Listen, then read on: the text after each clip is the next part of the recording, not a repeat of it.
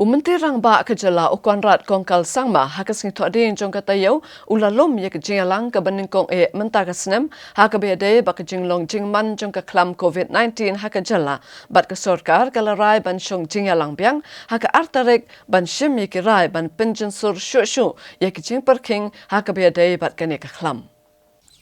Ya kini kejingelang lalum do Menteri Rang Ba Kejala Konrad Kongkal Sangma hakabalai dan lang usumbut Menteri Rang Ba Kejala uba Preston Tensong Menteri Ketenat Kokot Kakia uba AL Menteri Korbari uba la Kemen Rembui bat kiwe banetai sani halor kejinglong jeman Kejala kabai dai bat kini kaklam.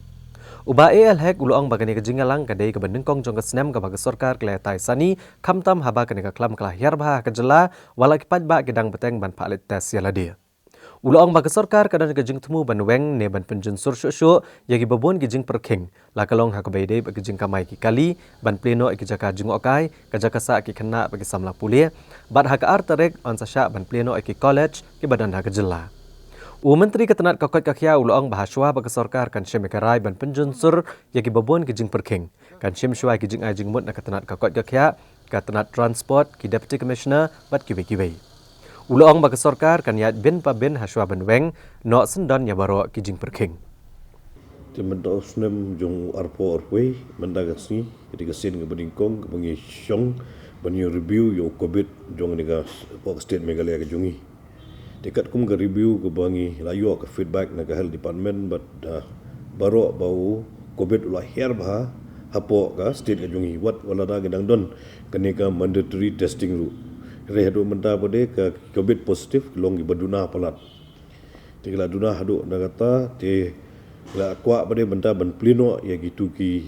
cinge ke bagi paiba kindu kum gitu ki odd event jongi commercial vehicles nang ta ban pli lot no ya gitu tourism spot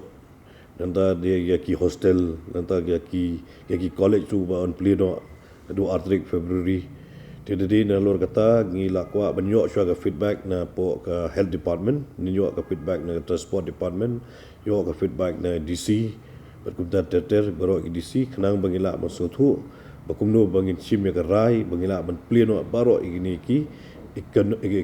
economic activities jongki paiba po ka state ka jongi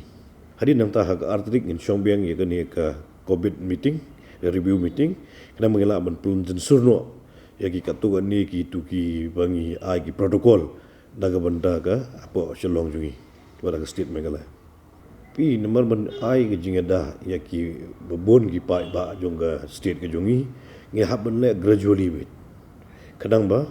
kinyu pek ke ladang lale ai gani menta kalong gumno dang lale ke next kalong gumno kata gradually tingin supply lut war lut gen baru penis pelain no sunan